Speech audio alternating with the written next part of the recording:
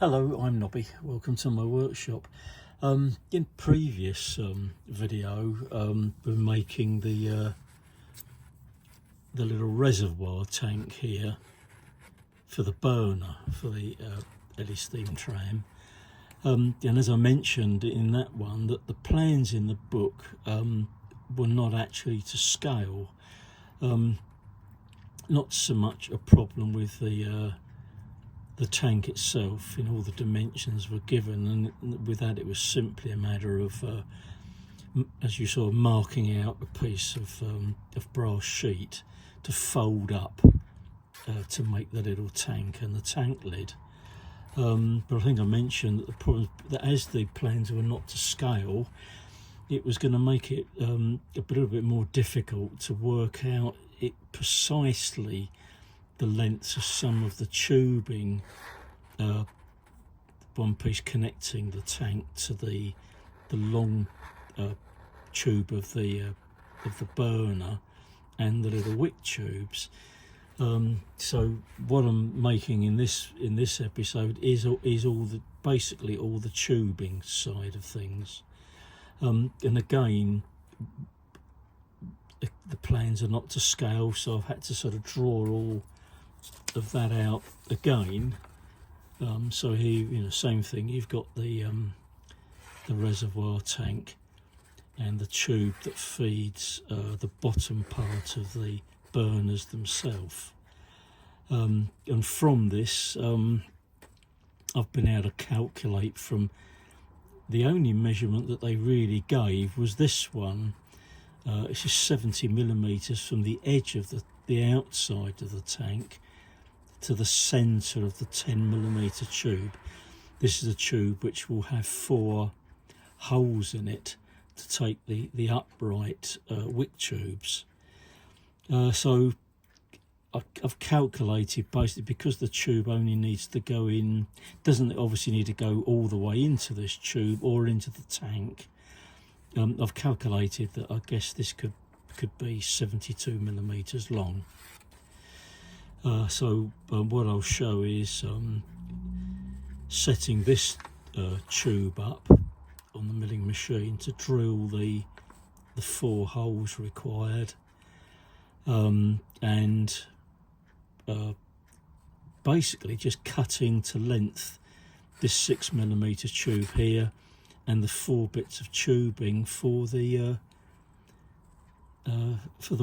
wick tubes, basically. So that part's sort of quite simple. So let's really sort of get on with it. Really, it's a bit of a nuisance that the plans weren't to scale, but I guess in the book itself, producing a book where the drawings are all to perfect scale, may have been a problem really. From printing the book would have had to have been set up very accurately to do that. So that obviously that can be forgiven, but then it's not a difficult thing to sort of redraw everything out. When I made all the parts for the boiler, the measurements actually on the plans weren't actually that far out really, but again, you're working from measurements, not from measurements taken exactly off the plans themselves. So anyway, let's get on with making all these other various parts now. This is an interesting little challenge. This is the 10 millimeter brass tube that's at the one end of the Ellie burner, and this will have 4 6 millimeter tubes coming up from these 4 positions here. This is just marked up the center position, and the distance between these 4 tubes is 12 millimeters. The challenge though is actually holding this in the vise so that I can drill these 4 6mm holes in here to take the little wick tubes, I think we'll call them. I have already made little caps that go in the end here. These are obviously very small parts that I had to make, again out of brass, and they will just push in the end, and they'll need to be silver soldered in position. What I was hoping that I could do is put, if you can see in the background here, the bigger vise here, was to put a V block in the vise and drop this into the V block to grip it at the ends, because if I put it in the vise this way, the danger is that I might crush the tube. I did check around the workshop just to see if I've got anything that I could push inside the tube to stop it getting distorted as I drill it. I looked at all sorts of things, pencils and all sorts of little bits and pieces that I got. The other option, I guess, was perhaps turning a piece of wood down to push in the centre here, just to hold it. But my thought was, if it was held at the ends with these caps on, it would hopefully stop it from getting crushed.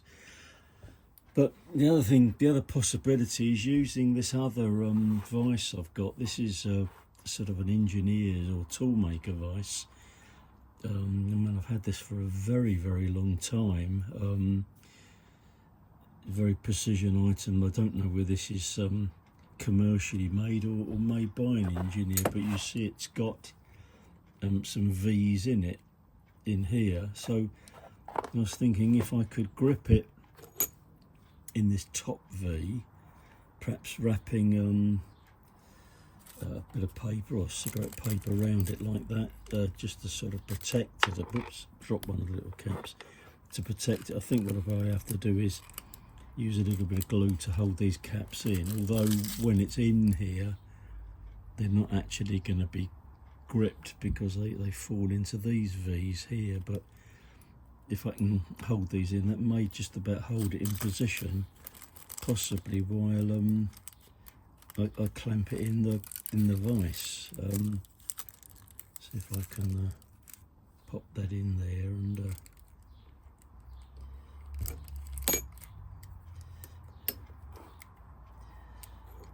then sort of grip that in place.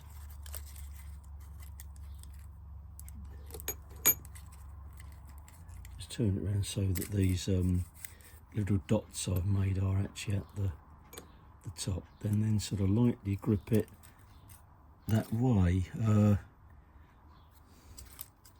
So that might hold it enough for me to find the centre. I've measured the fixed and moving jaw here, and they're the same width, so I can touch off on these sides and then find the centre, and then just bring a pointer or a centre drill along to these 4 positions and then drill the 6mm hole. So I'm hoping that's going to work, and then I'll swing the camera around a bit and up, and then mount it in this vise.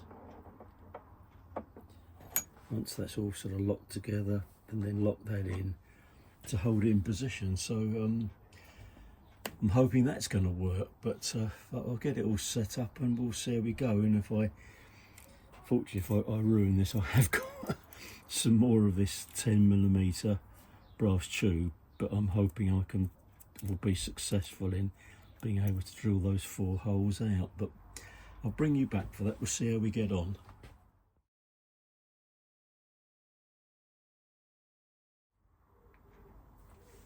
Well, I've set up the brass tube in the toolmaker's vise, which I've then clamped into my larger mill vise.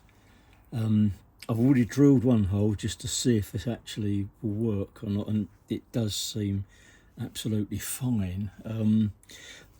I'd marked the all four positions here with a little dot here. What I've also done is what I saw somebody do on another channel, put a little circle around the points that you need to drill, so that you don't make any mistakes, and particularly as I put another little dot here, which is the halfway mark along the tube, so I don't want to drill in there as well.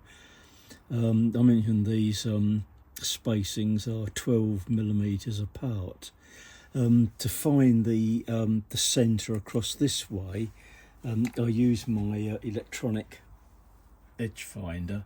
I didn't bother to show this because I've shown using this many times before.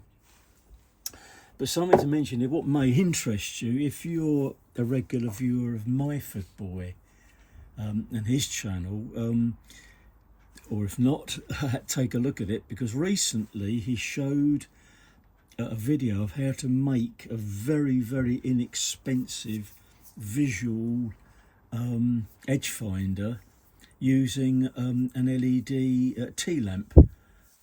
Very, very simple and cheap to build. Not obviously with an audible signal, so it's well worth looking at if it's something that you'd like to have and don't want to spend virtually any money on it. Well worth a look. Although these edge finders, I can't remember what I paid for this, but certainly it was only about £9 or £10. I think on eBay these are still between sort of £12 and £15, so they're not expensive to buy. Although the big problem with them is that they're very bulky here. The barrel of this is 20mm across, so I have to use this in an ER32 collet shut. Luckily I've got a 20mm collet, and the length of this is often a problem. Although part of this is inside the collet, the overall length of this is about 6.5 inches, so it's over 150mm long. The ball on the end is about 10mm in diameter, so again that is something that you need to take into account when you're edge finding as well. But edge finding this, of course, all you're doing is edge finding on each side and then halving that measurement on the DRO, which you don't have to take into account the size of the probe on the end. Anyway, that's worth looking at if you are thinking of getting one or want to build one cheaply. Anyway, I'll move on. I've already found the position here with a little pointer to find the centre of the spot here, and I'm using a spotting drill first. What I'm doing first though with a spotting drill, I'm bringing that down on the fine adjustment, because on this milling machine you don't have a quill, so you're actually bringing the whole head of the mill down, and I've run into problems before drilling on some material where it's too coarse a movement. So if I use the fine movement just to put an indentation in here first, that seems to work pretty well. Anyway, let's lock the head in position, and we can bring this down just a little bit more and start up the mill.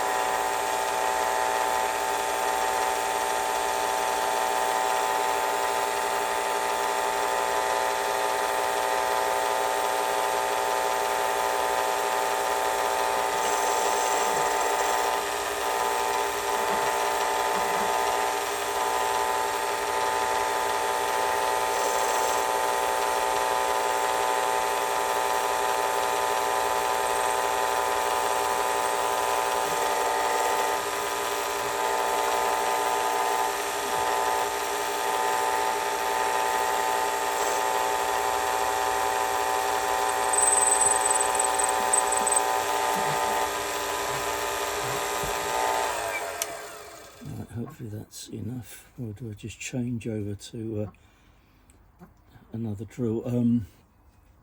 I'm using over the hole is cut to 6mm, but I'm going to drill through with a smaller drill first. Give it a slightly better chance if I can get the drill in the chuck here. Nice and tight. I'm obviously operating this on the hand wheel now because I now have got a little centre mark to drill these through to now.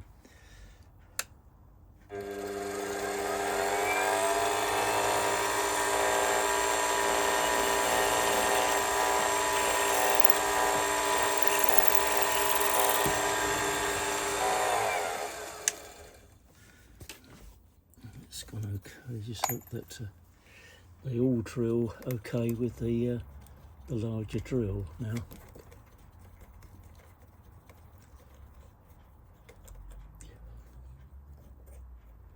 Same with the 6mm drill now.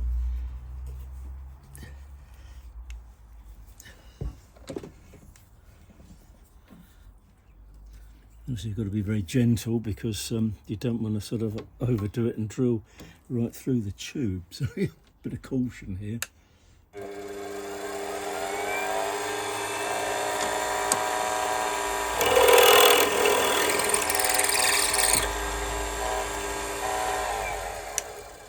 And that's it, second hole drilled, so hopefully I'll be successful with all the other holes as well. I'll drill all the other ones off camera and then I'll bring you back just to show you the end result of it. There'll be just a very bit of light deburring to do. So this then will take the 4 wick holders, which will sort of stick up here above this. I will have to set this up again when I've marked out another position relating to the centre mark here, because it will need another hole drilled in the centre position from the side to take another 6mm tube, which will join this to the little fuel tank. So I'll have to sort of find a means of setting this up accurately so that I can do that as well. But I'll probably just do that bit off camera.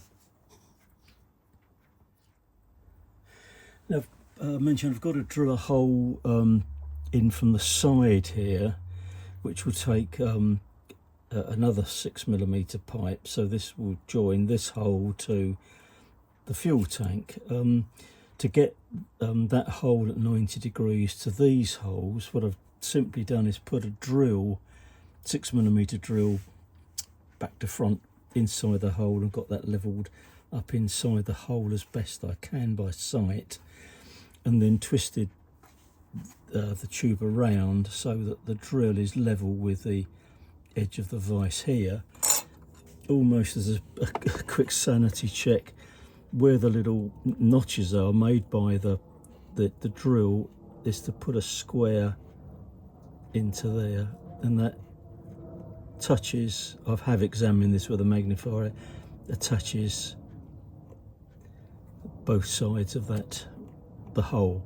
So hopefully I've got that pretty square. And I mean, if it was a fraction out, it probably wouldn't make a great deal of difference, but I want to get this as obviously as accurate as I possibly could.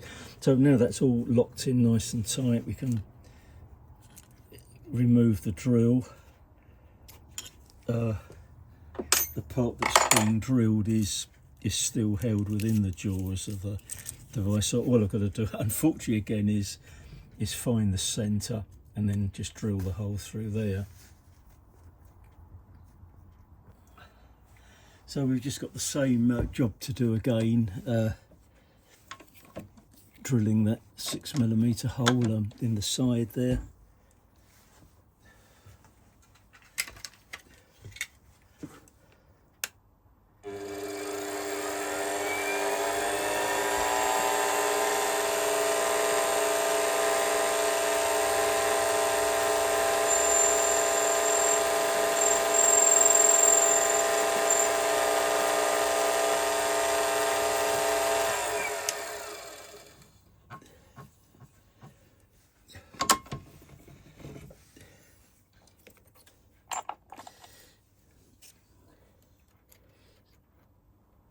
Same with a slightly smaller drill. Same as before.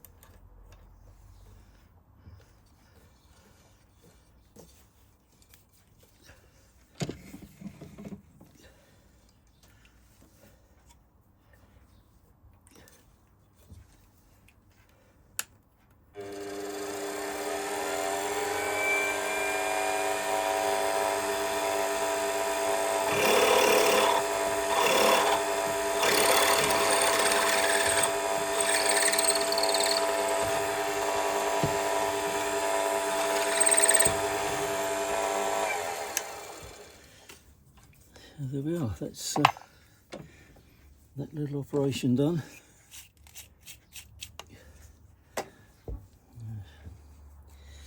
Now what I'm going to do, because that's the big vice is gripping this one, I've got to release this vice first and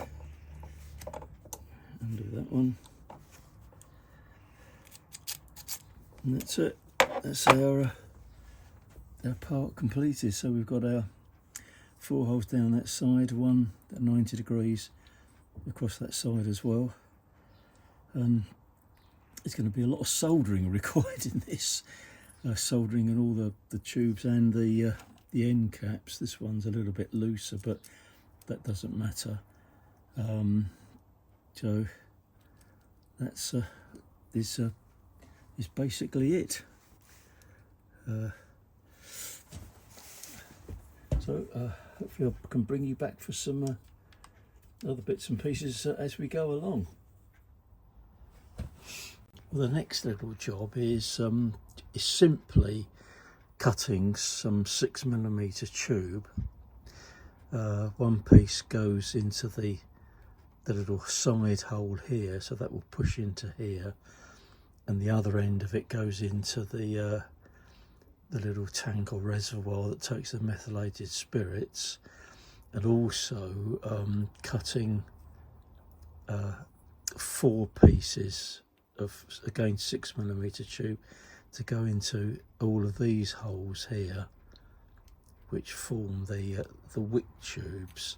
The piece that goes in here, as I mentioned earlier, the plans in the book are actually not to scale, so it's difficult to work out what the length of all of these tubes need to be. So I showed you a little sketch I'd made actually to scale, so that I could sort of calculate the length of these sort of 5 pieces of brass, and I'll show the sort of method I'm going to use to cut these to length. I've already checked that the end of the tube here is nice and square, although the piece going from this part to the tank, it doesn't really matter too much how square it is, because it's just going to go inside as a means of feeding methylated spirits through to the burner end. But what I want to do is get everything as accurate as I possibly can. So I'll just show you how I'm going to do this. Well, this is what I'm going to use. I bought this block quite a number of years ago, obviously second hand when I bought it, and when it had been used, the original owner of it had been quite careless in cutting the angles here, 90 degree and 45 degree angles, and sawing right into the base of the block itself, rather than putting a piece of sacrificial material in here to cut into. So basically what I did, I just used some wood filler to fill these slots in, just to make it a little bit neater. I guess this is probably very, very old. Its brand name is Emir, E-M-I-R, London, England. But I'm pretty sure this will be quite old when you buy these now. You can still buy them made out of wood, but a lot of them tend to be nowadays made out of plastic. So what I'm doing, I just put a piece of old sacrificial wood in here. I'm just going to put a clamp, just to hold it in place so that it doesn't move while I'm working with it. And I've just clamped it into my bench vise so that I can put the piece of brass tubing in here. Somewhere on here, here we are. I've actually marked the length I'm cutting this to, and I'm going to cut this to, I think it works out to, again, this was guesswork, 72 millimeters long. So that allows enough for it to go into the methylated spirits reservoir tank at one end, and the other end will go into here. So I can just literally hold this in position and then just cut through here. I'm going to cut through with a junior hacksaw. Again, as I said, it isn't necessary for it to be this accurate for what this is for, but I'm not going to sort of cut the material oversized, because obviously I've got a limited amount of this 6mm brass tubing to work with anyway. So with the blade in here, obviously the slots in here are made quite wide, because it's obviously designed to be used with woodworking saws, tenon saws and things like that. So I've just set this up so that my marked line here is near this edge on the left hand side, so I can hold the hacksaw blade against that side and then just cut through.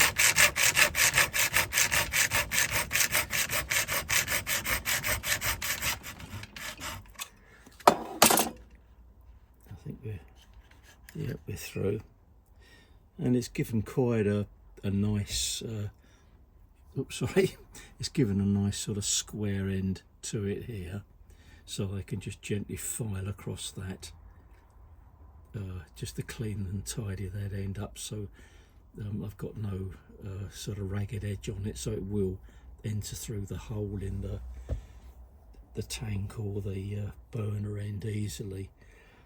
So I'll use the same method to cut the 4 pieces of tube, which will form the 4 little wick tubes which come up from here. So the 4 of them will come up that way. And from memory, I think the length of those are calculated as being about 35mm long. So I'll do those off camera, because it's basically just measuring the length of those and cutting them in exactly the same way.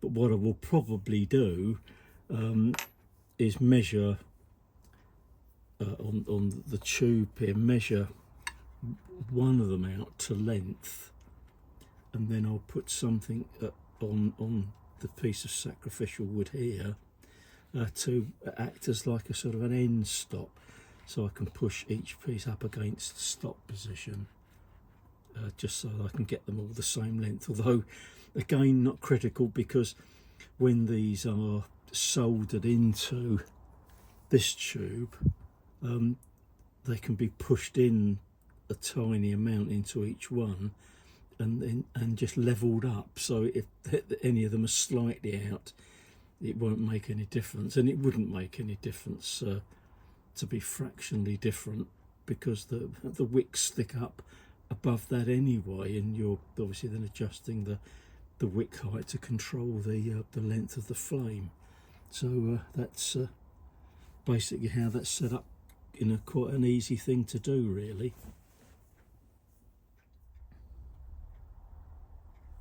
Well, that's how, as I mentioned, just setting it up to cut the 4 pieces to form the wick tubes. I literally just put a block of wood in here, clamped that down after I'd cut the first one, so that gave me the right length to work to.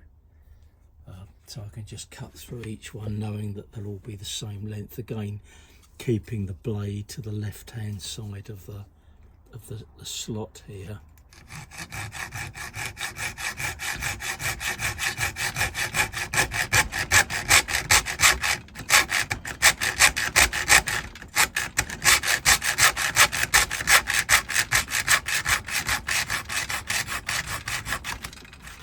That's it. So I've already cut one, so we've got 2 of these now cut to the same length. So I just cut 2 more of these, and I've got enough to make all of the wick tubes. Obviously, before I do that, I'll just file up the end of this to make sure that all the burrs are off. And obviously I've got to just sort of clean inside the hole, but I can do that on all of them later, just to make sure they're all nice and clean and tidy, yet ready to use. Well, that's all the brass bits cut to length. That's all that was left over. It's only a sort of a tiny piece of stock. So if I had any problems with any of these, or have any problems with those, or even that one, I can make one more, but basically that's it. So they've all come to basically the same length, which is all worked out fine. They'll obviously need a little bit of fettling to get them all to fit in, but basically that's how it would work. On the plan here, you've got the reservoir tank and the burner end, so that sort of fits that way around. So that will be soldered into here, and you'll have all these 4 little tubes mounted into here, all soldered in. And also on the, if I can find them, and on the ends you have the little end cap, which obviously will seal that tube off at each end. That one's refusing to stay in, so that will seal it all off. So that's that popped it again. So that's that little job done. So basically, once the reservoir tank's all ready, there are a couple of other parts to make. In the top of the reservoir tank, there's the filler tube, but that's made out of a piece of that 10mm brass tube, and the little stud which enables it to be fitted up under the floor of the engine itself. That will obviously be turned on the lathe out of a piece of solid brass bar. So there we are. That's basically it. So things moving on quite nicely now. Obviously I'll have to mess around with these to get them to fit in, not too tightly, so they'll just slide in, so obviously there's plenty of room for the solder to flow around. But I'm guessing what I can probably do for part of that is to gently, with perhaps some wet and dry paper, is sand around the outside, because I don't know, this material came through, it was all beautifully clean and shiny. Whether this has anything on the outside of this or not, I don't know if there's any sort of coating or lacquer on it, but obviously if I clean round it, it will give it just to sort of rough up the surface on the end a bit. Can't do any harm. That may be enough just to help it to pop into each of these holes, but you don't want them to be an interference fit, because then the solder's not going to work. But we'll just see how we get on with that. What I'm doing here is to start silver soldering all the tubing parts for the Ellie burner. And what I'm starting off with is the actual sort of burner end here. This takes the 4 little wick tubes. I've already done this end. I've made little caps for the end here, because this is made out of brass tubing. So the way I've done it is to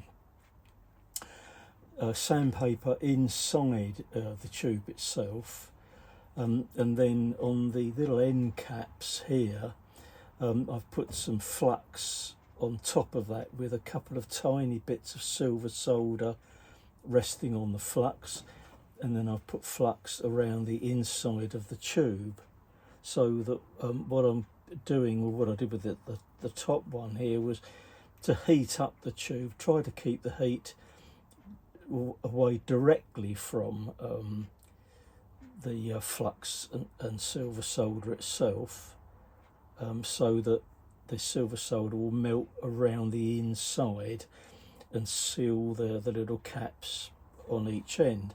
To stop it from tipping over while I'm doing this, and what I did with the other end, I just simply bent up some, if you can see this clearly, some wire.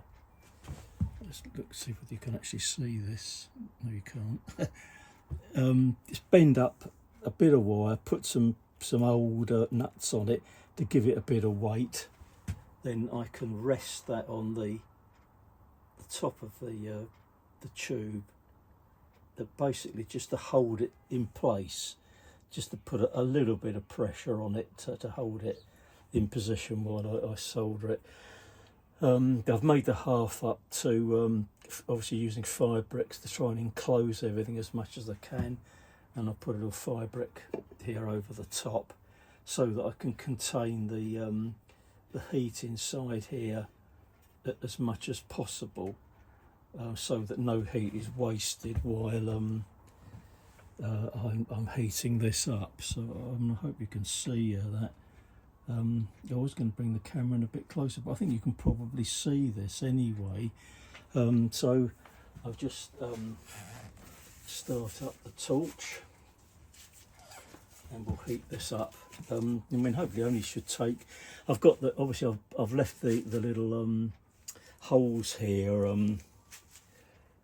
at the front, so that I can see the flux sort of bubbling inside, and I've tried to protect all round the hearth. I've got some bits of metal around this, and I've made sure that in the area I'm working there are no chemicals or anything at all. I'm near the door of the workshop, so if anything happens, I can quickly exit. So here goes.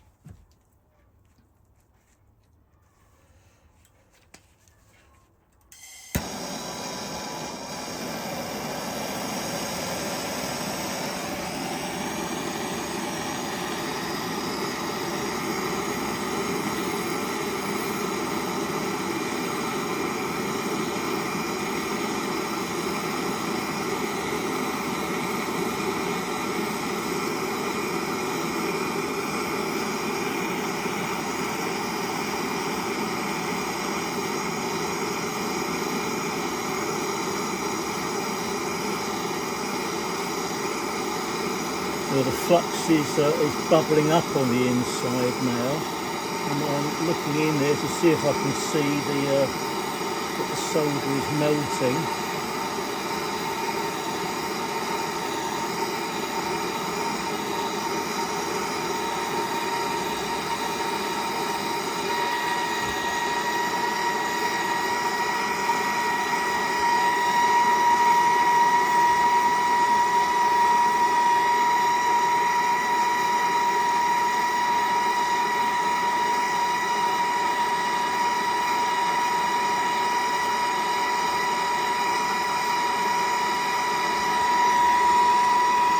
I can see the solders is melting now, so hopefully that will find its way around the outer edge of the inside of the tube itself.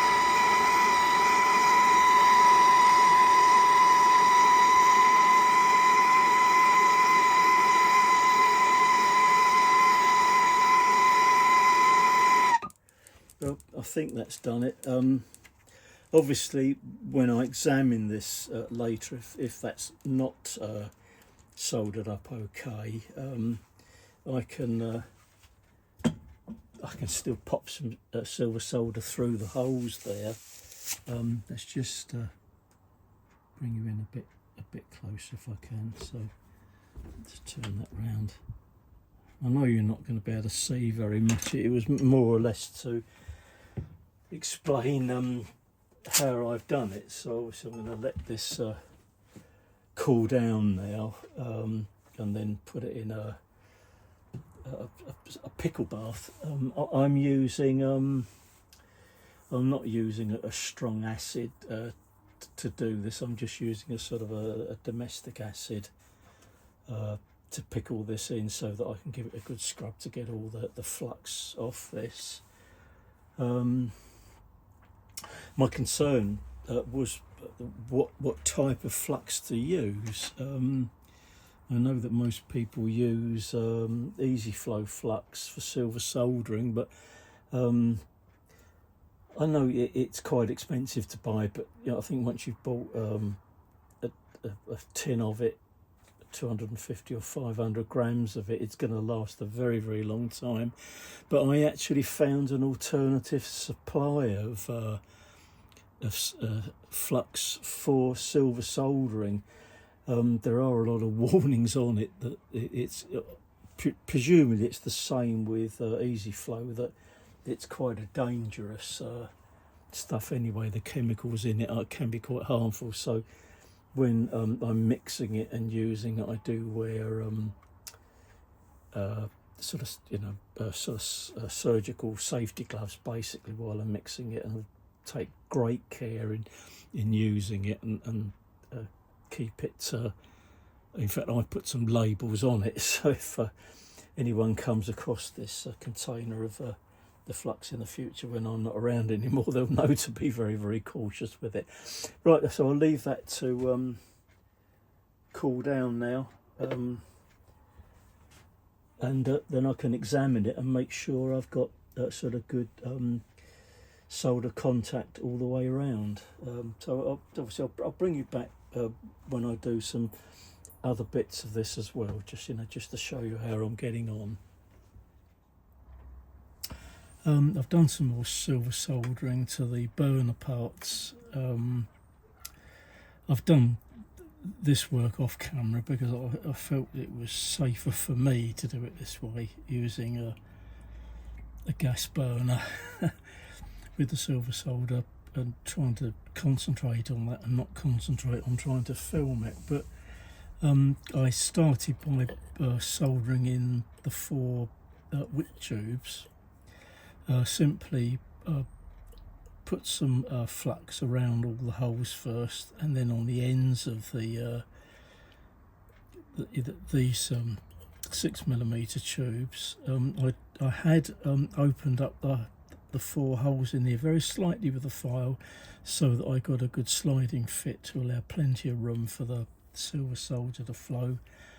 Put some flux around the tubes as well, and then inserted them and set them so that they were all exactly the same height. And then I just chopped up some small bits of silver solder and put them around the tops here, holding them in place with some of the flux, and then just heated them up, hoping that the solder would flow all the way around, which luckily it did. I pickled that part. I'm using citric acid, safest thing I think to use, and it works quite well to get all the flux off. Cleaned it all up, and then I've put the sort of feed tube in here. This joins the methylated spirit tank to the burner end. I did this in exactly the same way. Adjusted the hole so that this was a sliding fit, and pushed this in so that it goes about halfway into the diameter of this tube, and again wrapped some silver solder around here, held it in place with some flux, and then applied some heat mainly to the tube so that it would flow the solder around. I've got I think a sort of a reasonable solder joint with it, so this piece has now got to be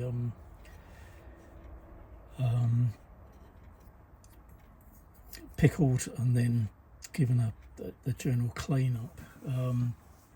I've not made too bad a job of it, and considering in soldering the burner, it's really the first real silver soldering I've ever done. I did one silver solder joint some years ago, which did work reasonably well, but this I knew was going to be a much bigger challenge for me to do this, because you obviously need to get very secure joints all around, so that when this is in use, that the methylated spirits isn't going to leak out anywhere and set fire.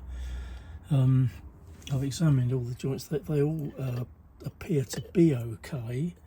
I think I've got this tube slightly out of square with these, but I think with a bit of gentle persuasion I can sort of just basically straighten that up.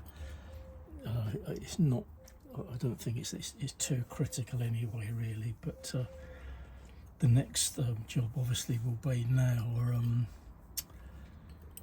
soldering this tube into the little reservoir tank, so that'll be the next job, and I can do that I guess in the same way that I did the other end, and may need to have to adjust the length of this. I'm not sure. I did make sure I cut this reasonably long. It doesn't need to go into the reservoir tank very far, but there is a measurement from the face of the tank to the centre of this larger tube here, so I can adjust that in to get that measurement. That's critical in a way, because that will, when you've mounted the tank up underneath the floor of the engine, it will put these wick tubes in through the centre of the slot underneath the boiler. So that's it basically. Soldering that into the reservoir tank. I'll just do that part off camera, and perhaps later on sort of show you that part. Obviously you'll see that during the general build of the engine anyway. But there we are. I think we'll call this a close to this video now. So thanks again for joining me in the workshop, and again thanks also to all the subscribers to the channel, and I'll see you in the next video. There's the next part of the Ellie steam tram build. Thanks very much. Bye bye for now.